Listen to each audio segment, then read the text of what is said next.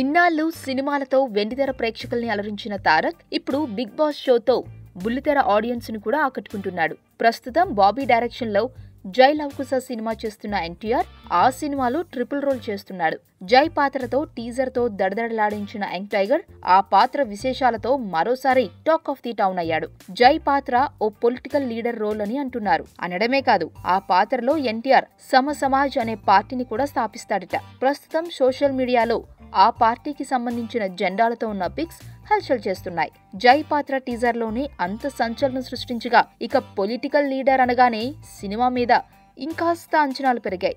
ఇక రానున్న లవ కుశ పాత్రలతో ఇంకెన్ని ప్రపంచనాలు సృష్టిస్తారో చూడాలి. ప్రస్తుతం సమాజ్ పార్టీకి సంబంధించిన షూటింగ్ లో ఉన్న తారక్ సినిమాకు వస్తున్న రెస్పాన్స్ చూసి సంతోషంగా ఉన్నాడట.